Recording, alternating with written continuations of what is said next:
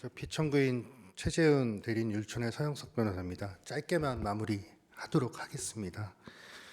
먼저 피청구인 대리인으로서는 피청구인을 고등학교 1학년 때부터 봐왔던 친구로서 참 마음이 무겁습니다. 그런 개인적인 감정은 있습니다만 최대한 객관적으로 말씀을 좀 드려보겠습니다.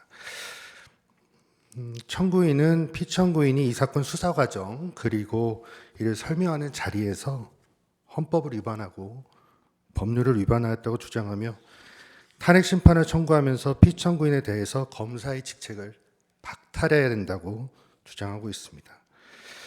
먼저 청구인 측에서 수사 과정 및 불기소 처분 자체와 관련해서 위헌 위법적 사유로 삼은 것을 보면 왜 검찰청에서 조사하지 않았느냐, 수사심의위원회를 왜 열지 않았느냐, 유죄의 증거가 있는데 왜 불기소 처분하였느냐, 크게 세 가지입니다. 이러한 사유들은 각 사항들이 법률로 정해진 사항이 아니므로 그 주장 자체로 행위 자체의 위법성을 따질 것이 없습니다. 따라서 탄핵 사유 자체로 삼을 수가 없는 것입니다.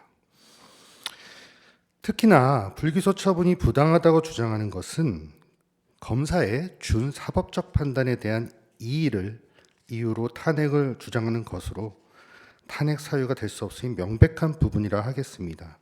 특히나 이 사건에서 문제가 되는 범죄 사실은 시세 조종 사건입니다. 재판관님들 모두 잘 알고 계시다시피 시세 조종 사건에서는 판단할 부분이 상당히 많고 그중에 핵심적인 부분은 결국에 거래 유인 목적이라는 그 목적에 대한 구성 요건 요소라고도 할 수 있어서 여러 가지 전문적인 판단이 필요한 영역입니다. 그런 걸 고려할 때 여러 가지 단편적인 것만을 말씀하시면서 왜 기소하지 않았냐고 하는 것은 검사의 전문적인 판단 영역 자체를 경시하는 그런 잘못된 의견이라고 생각합니다. 다음으로 기자회견에서의 발언과 관련해서 기자회견에서 피청구인이 허위 사실을 말씀드린 바 없기 때문에 이 역시 탄핵 사유가 될 수 없음이 명백하다고 할 것입니다. 특히 압수수색 영장과 관련해서는 피청구인이 기자분들께 수사 초기 상황을 모두 설명하는 것이 필요하다고 판단해서 이를 기자분들께 상세히 설명하고자 하는 그런 의도만이 있을 뿐 영장 발부 여부에 대해서 허위로 말씀드리고자 했던 그 어떤 이유도 없었습니다.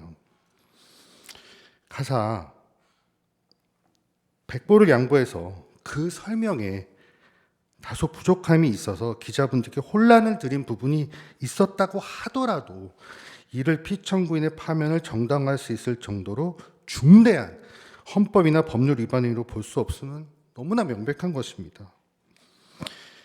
이 사건 탄핵 심판 청구는 결국 본래의 목적인 헌법 질서 회복이 아닌 김건희에 대한 이 사건 불기소 처분에 대하여 동의할 수 없다는 그런 정치적 의사를 표출하기 위한 수단으로 이루어진 것으로 저희는 이해할 수밖에 없습니다. 그래서 탄핵소추권 남용을 주장하고 있는 것입니다.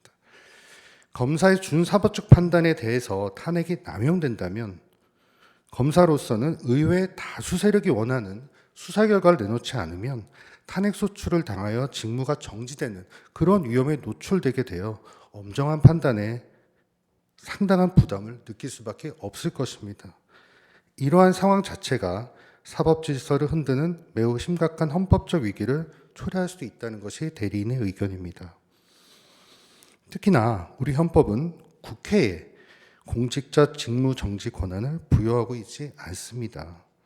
탄핵 제도를 통해서 수사 결과가 마음에 들지 않는다고 검사에 대해서 의회가 직무정지권을 행사할 수 있는 것처럼 전용되어서는 안 된다고 생각합니다. 본 심판에서 이 사건 탄핵 심판 청구가 탄핵 소추권을 남용하였다거나 그 소추 사유 기재 자체가 사실에 대한 조사를 할 필요조차 없이 탄핵 사유에 해당할 수 없다는 점을 재판소께서 명확하게 해 주시기를 기대하고 있습니다. 그리고 그러한 결론이 탄핵제도 남용에 대해서 경종을 울리는 계기가 될 것을 또 기대하고 있습니다. 긴 시간 변론 들어주셔서 감사합니다. 이상입니다.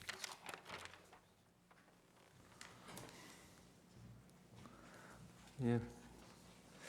변론을 종결하고 선고기일은 추후 지정해서 양측에 통지하도록 하겠습니다. 재판을 마치겠습니다.